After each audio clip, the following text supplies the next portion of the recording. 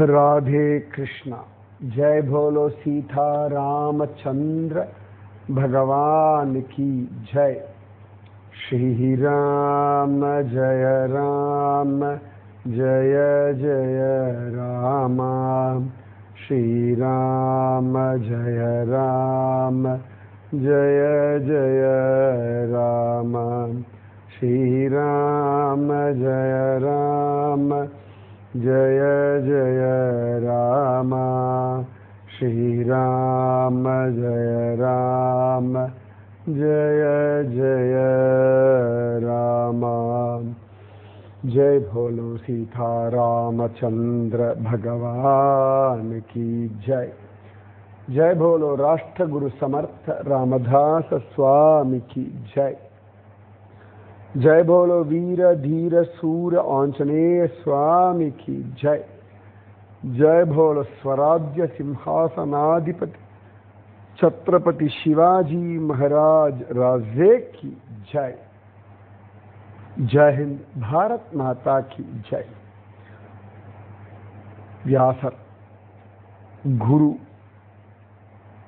व्यास पूर्णिमा அவ்வளவு விசேஷமா கொண்டாடுறோம். குரு பூர்ணிமா அப்படின்னு உலகத்துல வேதவியாசருக்கு முன்னாடி எவ்வளவோ பெரிய பெரிய மகரிஷிகள்லாம் இருந்திருக்கா. இப்போ வால்மீகிலாம் ரொம்ப பழையவர் தான். வால்மீகி மகரிஷி அப்படின்னு சொல்லுவோம். அகஸ்தியர், வியாசருடைய கொள்ளு தாத்தா வசிஷ்டர், விஸ்வாமித்திரர், இந்த மாதிரி நிறைய பேர் உண்டு. அஷ்டாவக்ரர், எவ்வளோ பெரிய பெரிய ரிஷிகள், ஞானிகள், சந்துக்கள்லாம் சொல்லுவோம். ஆனால் அவளை விட ஏன் வியாசருடைய அவதார தினமான வியாச பூர்ணிமாவுக்கு இவ்வளவு ஏற்றம்? ஏன்னா எல்லா ரிஷிகளுமே அவ தபஸ் பண்ணா, அவ தியானம் பண்ணா, அவ விசாரம் பண்ணா, அவ ரியலைஸ் பண்ணா. யார் கேட்குறாளோ அவளுக்கு விஷயத்தை சொன்னான். நான் வேதவியாசர் தான் இந்த ஜீவர்கள் மேல் அவ்வளவு பரிவு. அதனால தான் கலியுகம் வர்றதே. இந்த ஜனங்களுக்கெல்லாம் புத்தி கொஞ்சம் அவ்வளோ ஷார்ப் கிடையாதுன்னு சொல்லிட்டு ஜோரா வேதத்தை ரிக் யஜுர் சாம அதர்வண அப்படின்னு பிரிச்சுட்டார். அப்படியே அவருக்கு மனசமாதானமாகல. சதுர்வேதத்தோடைய ரகசியமா மகாபாரதம் எழுதினார். அப்படியே அவருக்கு சமாதானம் வரல. அந்த பகவத் ரகசியத்தை பாகவதமாக எழுதினார். இப்படி நம்மளுடைய நன்மைக்காக சதா சர்வதா யோசிச்சுட்டே இருந்த ஒருத்தர் வேதவியாசர். அதனால வியாச பூர்ணிமாவை அவ்வளவு கொண்டாடும். வியாசரையே குருவாக கொண்டாடி. அவருக்கு முன்னாடி எவ்வளவோ பேர் இருந்தாலும் குரு அப்படின்னு வரும்பொழுது வேதவியாசர் அப்படின்ற ஒரு ஸ்திதிக்கு நாம் வந்துட்டோம். வியாசம் வசிஷ்டனப்தாரம் சக்தே பௌத்திரம் அகல்மஷம் பராசராத்மஜம் வந்தே சுகதாதம் தபோநிதிம் அப்படின்னு வியாசாய விஷ்ணு ரூபாய வியாசரூபாய விஷ்ணவே அப்படின்னு அவ்வளவு தூரம் விசேஷமா வேதவியாசர் அவ்வளவு சிரமப்படுறார் இந்த ஜீவர்களுக்காக. அந்த மாதிரி தான் சமர்த்த ராமதாசர். அதனால்தான் ராஷ்டிர குரு அப்படின்னு சொல்றோம். எனக்கு இன்னைக்கு ஞாபகம் இருக்கு. அந்த ஜாம்பில் போகும்பொழுது ராஷ்டிர குரு சமர்த்த ராமதாசர் அப்படிதான் வாங்க போர்டே வச்சிருப்பார்கள். ராஷ்டிர குரு நிஜமாவே இன்னைக்கு மகாராஷ்டிரம் அப்படின்னா இந்த மகாராஷ்டிரத்தினுடைய ராஷ்டிர குரு மகாகுரு அப்படின்னா சமர்த்த ராமதாசர் தான். ஜெகத்குருன்னு சொல்லும் பொழுது துக்காராம் மகராஜரை சொல்லுவார். ராஷ்டிரகுரு அப்படின்னு வரும்பொழுது அந்த தேசபக்தி, சரீரத்தை ஃபிட்டாக வச்சுக்கிறது, மனோபலத்தை கொடுத்தது, எது வந்தாலும் ஃபேஸ் பண்ணணுன்ற மைண்ட் செட் கொடுத்தது, இதெல்லாம் சமர்த்த ராமதாசருடைய ஸ்பெஷாலிட்டி. லைஃப் ஓரியன்டான விஷயங்கள். சமர்த்த ராமதாசர் அன்னைக்கு வாழக்கூடிய அந்த காலகட்டத்தை ஜனங்கள் அவர்களை காப்பாற்றுறதுக்கான விஷயங்கள், அவர்களை சரி பண்ணுறதுக்கான விஷயங்களை அவ்வளவு தூரம் யோசிச்சு யோசிச்சு யோசிச்சு பண்ணிட்டே இருந்தார். அதனால ரொம்ப விசேஷம். இப்போ ஜடபரதர் மாதிரி யார் வேணா என்ன வேணா பண்ணிட்டு போட்டோம், நான் பாட்டு இருக்கேன்னு இருக்க முடியும் அவரால். ஜடபரதர் இருந்தால் பகவானே தான் ஜடபரதருக்கு ஒரு ரோஷத்தை கொடுத்து ரகுகணனுக்கு உபதேசம் பண்ண வச்சுட்டார். இல்லாட்டி யாருக்கும் உபதேசம் பண்றதுன்னு ஒரு விஷயத்துக்குள்ள ஜடபரதர் போகவே இல்லை. அவர் உபதேசம் பண்ண ஒரே ஒரு ஆள் ரகுகணன் ராஜா மட்டும்தான். சமர்த்தராமதாசர் அப்படி இல்லை. ராஜாவா இருக்கட்டும், ஸ்திரீகளா இருக்கட்டும், குழந்தைகளா இருக்கட்டும், வியாபாரியா இருக்கட்டும், மகர் ஜாதியா இருக்கட்டும், யாரா இருந்தாலும் சகலருக்கும் உபதேசம் பண்ணி எல்லாரையும் ஒரு அப்லிஸ்ட்மெண்ட்ல கொண்டு வந்த ஒருத்தர். நிஜமாவே அந்த ராஷ்டிரத்தில் இருக்கக்கூடிய அத்தனை பேருக்கும் ராஷ்டிரத்துடைய பகவத் விஷயம்ன்ற ஒரு விஷயத்துல அவளுக்கு அருகதை இருக்குன்னு புரிய வச்சதுனால ராஷ்டிர குருன்னு அவருக்கு திருநாமம். ஒவ்வொருத்தருக்கும் ஒவ்வொரு விதமாக அனுகிரகம் பண்றார். விதவிதமான மெத்தட்ஸ் ஃபாலோ பண்றார். விதவிதமா பரீட்சை பண்ணி பார்க்கிறார். கல்யாண் சுவாமி ஒரு விதம், சிவாஜி ஒரு விதம், உத்தவ் ஒரு விதம், இந்த மஷாமகர் அவனுக்கு ஒரு விதம், இப்படி ஒவ்வொருத்தருக்கும் ஒவ்வொரு விதமா. தின்கர் கோசாரிக்கு ஒரு விதம், நேதி கூட ராமராவ் மோஹிதே அவருக்கு ஒரு விதம், இப்படி நேதி கூட பார்த்தா சண்டையா சமாதானமா எப்படி டீல் பண்ணணும், எந்த விஷயத்துல எதுக்கு ப்ரியாரிட்டி கொடுக்கணும். இதே சமர்த்த ராமதாசர் சில ஹிந்து ராஜாக்கள் எல்லாம் அவளெல்லாம் வதம் பண்ணிட்டு சிவாஜியை ஜெயிச்சுட்டு போயிட்டே சொல்ல, ஏன்னா அவளெல்லாம் தர்மப்படி இல்லைன்ற.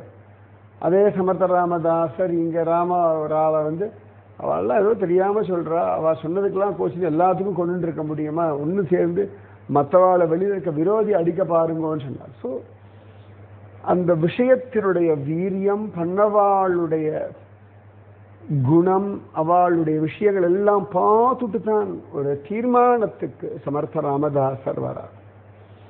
அதனால சமயத்தில் குரு விஷயங்கள்லாம் குழப்பமா இருக்குன்னா அந்த விஷயத்தை அப்படி சொன்னாள், இந்த விஷயத்தை இவாகிட்ட அப்படி நடந்துக்கிறாள்னா மனசை பேஸ் பண்ணி அந்த சிச்சுவேஷனை பேஸ் பண்ணி எது எல்லாருக்கும் நன்மை செய்யுமோ அதை பண்றது. ஒரே ஜென்ரலைஸா நீ சண்டை போடு வெட்டு குத்துன்னு கிடையாது. ஜென்ரலைஸா எல்லாருக்கிட்டையும் ஒத்து போடணும் கிடையாது. அந்தந்த சமயத்துக்கு தகுந்தாற் போல விஷயங்களை அழகா கொண்டு போகிறோம். சாதாரணமாக சொல்லுவேன், ஒரு நரி இருக்கு, அது நம்ம வீட்டில் இருக்க ஒரு 4-5 கோழியை எடுத்துட்டு போகிறதுனா அந்த நரியை பிடிச்சி தண்டிக்கணும், வராமல் காப்பாற்றணும். சரி 4 கோழி தானே விட்டோம்னா நாளைக்கு அது ஆடை தூக்கிட்டு போகும்னு சொல்லுவாள். ஸோ ஒரு ராஜா லெவலில் இருக்கிறவா பர்ஃபெக்டாக இருக்கணும். இல்லைன்னா அவளெல்லாம் சமரசம்லாம் வச்சுக்கப்படாது, அவனை ஜெயிச்சு வா அப்படின்னு சமர்த்த ராமதாசர் சொல்றார். ஸோ நிறைய இருக்கு. எப்பொழுதுமே தர்மம் ரொம்ப சூக்ஷ்மமானது, ரொம்ப நுணுக்கமானது. அது சமர்த்த ராமதாசர் அவ்வளவு அழகா பண்றார். சமர்த்த ராமதாசருக்கு நிறைய சிஷ்யர்கள். அதுல ஒரு சிஷ்யன் பேரு ஜீவன் முக்தன்னு பேர். அவனுக்கு பேரே ஜீவன் முக்தன். நிஜமாக அப்படிலாம் கூட பேர் வைக்கிறார், சொல்றதுக்கே நல்லா இருக்கும். நிஜமாவே அவன் பாரு சமர்த்த ராமதாசரோட இருப்பான், அவர் சொல்றதெல்லாம் கேட்பான், அவனுக்கு என்ன புரியறதோ அதையே நினைச்சுப்பான். ஏதாவது புரியலன்னா சமர்த்த ராமதாசர்கிட்ட கேட்பான். சிலதெல்லாம் சமர்த்த ராமதாசர் அப்புறம் புரியும் போடா அப்படின்னா சரின்னு போயிடுவோம். எனக்கு புரியலை, ரொம்ப முரண்டு பிடிவாதெல்லாம் பிடிக்க மாட்டான்.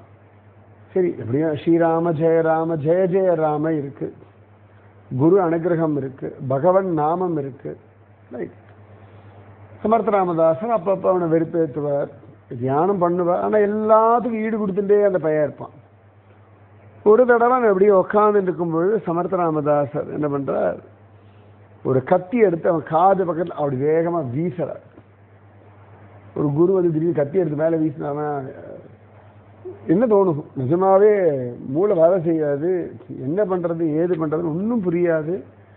எதுக்கு வீசுறார், இவெல்லாம் ஒரு குருவா கத்தி எடுத்து வீசுறாரு, இப்படிதான் தோணும். தோணலைனாதான் தப்பு. இவனுக்கு தோணலையா, இப்படி பார்த்தா அவன் காது பக்கத்தில் அப்படி கத்தி போய் அப்படி எங்கேயோ சொருகிறது. சமர்த்தனம் அதெல்லாம் ரொம்ப கில்லாடி, நல்லா வில்லெல்லாம் வச்சு இது பண்ணுவார்.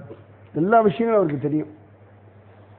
அப்போ அந்த ஜீவன் முக்தன் பார்க்குறான், அவன் காது பக்கத்தில் கத்தி போய் திரும்பி பார்த்தான், பயப்படலை, சிரிச்சான். என்னாச்சு மகராஜ் அப்படின்னு.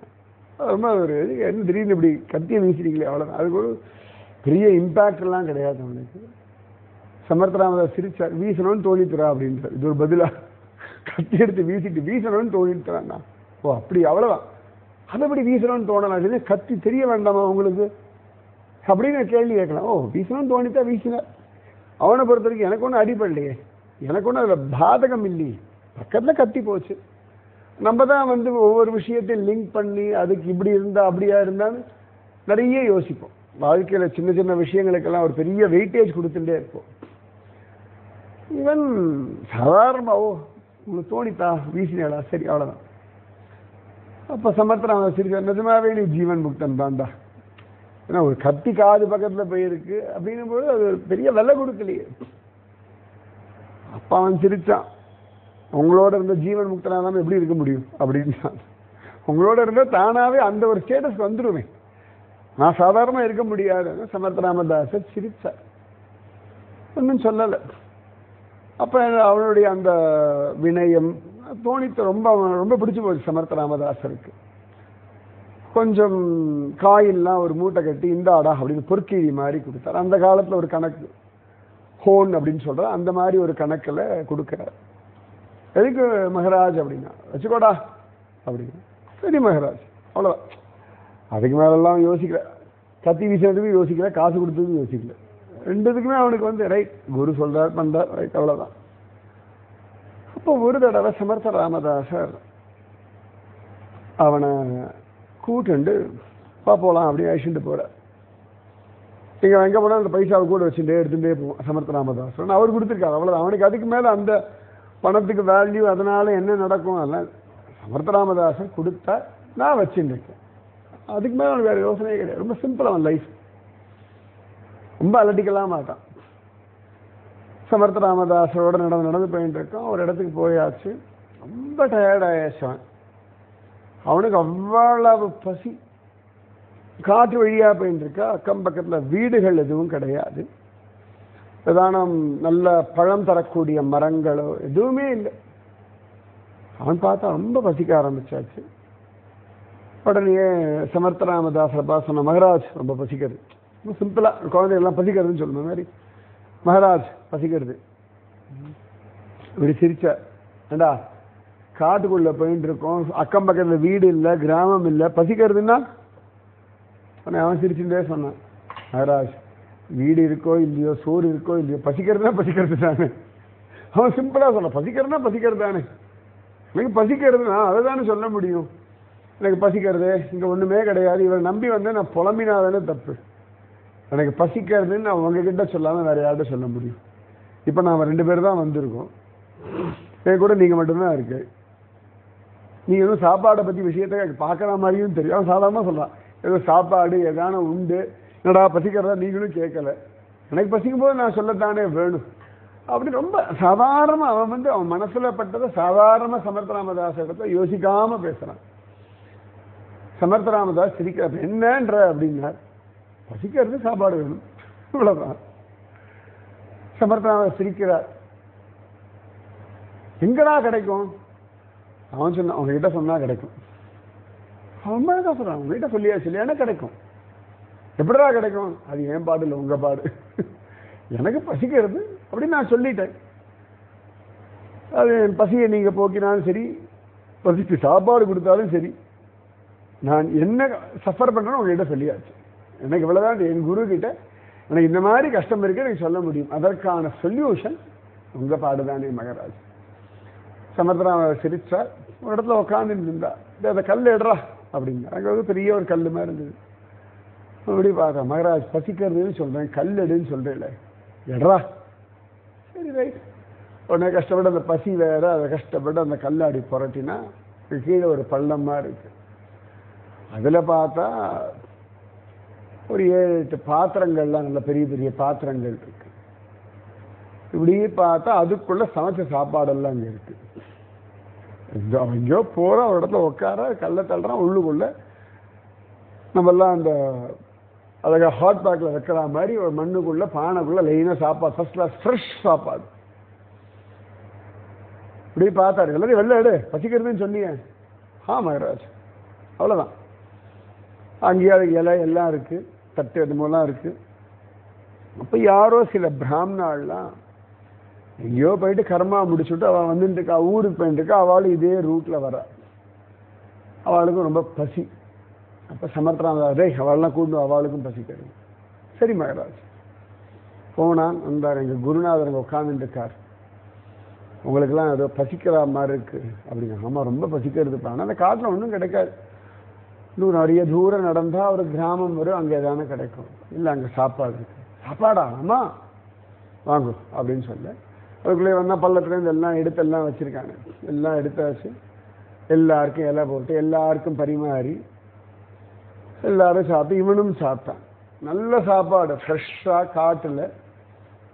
அவன் அதுக்கு மேலே யோசிக்கல, இது எப்படி வந்தது, யார் வச்சா, உங்களுக்கு எப்படி தெரியும், நீங்கள் உங்கள் சித்து வேலையில் பண்ணலாம். அவன் அவ்வளோலாம் யோசிக்கவே இல்லை. பசிக்கிறது, குருநாதர் சாப்பாடு வேணும்னு கேட்டான். குருநாதர் சாப்பாடு கொடுத்தாரு. அவ்வளோதாங்க. இந்த குழந்தைகள்லாம் எங்கேயா வெளியில் போகும்போது காரில் உட்காந்து பசிக்கிறது, வீட்டில் தான் சாப்பிட்டா வேண்டாம்னு, காரில் உட்காந்து பசிக்கிறது, இது வேணும் அது வேணும். அதுக்கு தெரியும் எப்படியும் அப்பா அம்மா எதானே வச்சிருப்பா, அதான் ஏற்பாடு பண்ணுவான். Unconditional faith. நல்லா சாப்பிட்டாச்சு. அப்போ சமர்த்தராமதாஸ் சொல்ல, டே இந்த பிராமணாளுக்கெல்லாம் நான் உங்ககிட்ட பைசா கொடுத்தேன், தட்சிணை வச்சு கொடு அப்படின்ட்டார். அதில் ஏதோ பணம் கொடுத்துருக்கு, அதில் ஆளுக்கு 2 ரூபா ஏதோ கொடுங்க. அவன் சரி மகராஜ், அவனுக்கு கவலையே இல்லை, எனக்கு தானே கொடுத்து இப்போ போய் எடுத்து கொடுக்க சொல்லலை. அப்போ அவரே கொடுத்தார், கொண்டு வந்தான். இப்போ அவரே கொடுக்க சொல்கிறார். ரொம்ப சிம்பிளான ஒரு சிஷ்யன். சரி மகராஜ் அழகா எல்லாருக்கும் வெத்தலை பார்க்க, நீயே கொடுறா அப்படின்னார். எல்லா பிராமணார் காலையும் விழுந்து அவளுக்கு அந்த போஜன தட்சணை மாதிரி அழகா எல்லாருக்கும் கொடுத்தான். அத்தனை பேரும் அதை எடுத்துட்டா. இவனுக்கு நல்லா ஆசீர்வாதம் பண்ணான். பண்ணிட்டு அவர்கள் எல்லாரும் சமர்த்தராமதாச நமஸ்காரம் பண்ணிட்டு அவ பாட்டு கிளம்பி போனான். சமர்த்தராமதாசர் சரிடா அப்படின்னு சொல்லிட்டு இப்படி போகலான்னு போனார். அப்புறம் ஏதோ அவன் பேக்கையோ அதையோ மறந்துட்டான். அவன் போடா அது இருந்து வட திருப்பி அனுப்பினார். சரி அதே இடத்துல சாப்பிட்ற போய் இடத்துல போய் பார்த்தா அங்கே அந்த பள்ளமும் இல்லை, பாத்திரமும் இல்லை, அந்த பாறையும் இல்லை. அந்த இடத்துல 10 பேர் உட்காந்து சாப்பிட்டதுக்கான அடையாளமும் இல்லை. அங்கே சாப்பாடு இருந்ததுக்கான ஒரு அடையாளமும் இல்லை. ஒன்றுமே இல்லை. அவன் திரும்பி திரும்பி பார்க்குறான். இங்கே தான் உட்காந்தோம், இங்கே தான் சாப்பிட்டோம், இங்கே தான் எல்லாம் இருந்தது. அந்த பாத்திரம் அலம்பி சமர்த்தராமதாசன் அதான் அலம்பெல்லாம் வேண்டாம், அப்படியே வைடா பாத்திரத்தை வைடான்னு சொல்லிட்டு தான் வந்தார். திரும்பி போய் பார்த்தா ஒன்றுமே இல்லை. சரி அந்த பாறை இருந்தாலாவது பாறையை தள்ளி பார்க்கலாம். அந்த பாறையும் இல்லை, பள்ளமும் இல்லை, பாத்திரமும் இல்லை. கண்களில் கண்ணீர். என் பசிக்காக என் குருநாதர் இதை ஏற்பாடு பண்ணிட்டார். சமர்த்தராமதாசர் கூடுமான வரைக்கும் தன்னுடைய சித்து வேலைகளை எங்கேயுமே காட்ட மாட்டார். ரொம்ப சிம்பிளாக தான் வச்சிருப்பார். ஏதோ ஒரு சில இடங்கள்ல மட்டும்தான் தன்னுடைய சித்தி விஷயத்தை காட்டுவார். இன்னைக்கு இந்த பக்தனுடைய பசிக்காக தன் தபோபலத்தினாலே அவனுக்காக ஆகாரம், அவனுக்காக இல்லாமல் கூடவே அந்த எங்கிருந்தோ வர பிராமணாளுக்கும் சேர்த்து ஆகாரம் கொடுத்து அவ்வளவு அழகா அனுகிரகம் பண்ணியாச்சு. வந்தான், பாக எடுத்துன்னு வந்தான், நமஸ்காரம் பண்ணான். குருநாதா அப்படின்னா, நடா அப்படின்னா, எனக்காக தானே நீங்க சாப்பாடு ஏற்பாடு பண்ணீங்க அப்படின்னா. சமர்த்தராமதாஸ் சிரிச்சா, நீ தானே பசிக்கிறதுன்னு, அப்போ உனக்கு தான் சாப்பாடு ஏற்பாடு பண்ணணும், பசிச்சவாளுக்கு தானே சாப்பாடு. ஆ மகராஜ். ஆனா என்ன ஆனா, சாப்பாடு நல்லா இருந்தது இல்லை, சாப்பிட்ட இல்லை, வா நட. அதுக்கு மேல அந்த விஷயத்தை பத்தி அவர் டிஸ்கஸ் பண்ணவும் இல்லை. பசிச்சது, சாப்பாடு கொடுத்தாச்சு, இவ்வளவுதான். அது எப்படி நடந்ததுன்னு இவனும் பெருசு, அவனுக்கு தெரிஞ்சது, இவருடைய அனுகிரகம் தெரிஞ்சது. அது எப்படி நடந்ததுன்னு அவனுக்கும் பெரிய அதுல இன்ட்ரெஸ்டும் இல்லை. சமர்த்த ராமதாசா தெரிஞ்சதா, என் தபோபலம் இப்படி புரிஞ்சுதா அவனுக்கு, அதெல்லாம் ஒன்றும் சொல்லலை. பசிச்சது, சாப்பாடு கொடுத்தாச்சு, இன்னொரு 7 பேர் வந்தால் அவளுக்கும் சாப்பாடு கொடுத்தாச்சு, வா போகலாம் அப்படின்னு சிம்பிளா அவர் பாட்டுக்கு. அது நிஜமாவே சமர்த்த ராமதாசருடைய அழகான ஒரு குணம். சரி இந்த குழந்தைக்கு பசிக்கிறது, சாப்பாடு கொடுத்துருவோம், அவ்வளோதான். சுட சுட அவனுக்கு என்னெல்லாம் ஐட்டம் பிடிக்குமோ அதெல்லாம் அங்கே இருக்குது. அதுதான் அவனுக்கு அசந்து போகிறான். சரி ஏதோ ஒரு சாப்பாடு பிடிச்சிருக்கோ இல்லையோ, பசிக்கிறது இல்லை சாப்பிடு அப்படின்னு சொல்லாமல் அவனுக்கு எப்படி வேணுமோ, எந்த பக்குவத்தில் வேணுமோ அந்த பக்குவத்தில் ஜோரா ஒரு சாப்பாடு சமர்த்த ராமதாசர் ஏற்பாடு. எப்படி பகவான் தாயுமானவன்னு சொல்லுவோம், அந்த மாதிரி இங்க சமர்த்த ராமதாசர் இந்த ஜீவன் முக்தன் அப்படின்ற அந்த சிஷ்யன் மேல இருக்க அபிமானத்தினாலே, அக்கறையினாலே, உரிமையினாலே, ஸ்ரத்தையோடு அவனுக்கு தன் தப்போபலத்தினாலே சாப்பாடு கொண்டு. அதே சமர்த்தராமதாஸ் எத்தனையோ சாப்பிடாம இருந்திருக்கார். அதே சமர்த்தராமதாஸ் அவருக்கு இருமல் வந்த போதெல்லாம் அந்த சித்து வேலையெல்லாம் யூஸ் பண்ணவே இல்லை.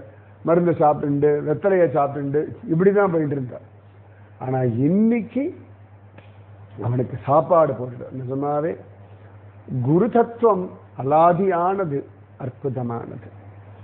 நமக்கு இன்னைக்கு குரு பூர்ணிமா அன்னைக்கு அழகான ஒரு சிஷ்யன், அற்புதமான சமர்த்தராமதாசர் வைபவத்தை அனுபவிக்கிற பாக்கியம் கிடைச்சது.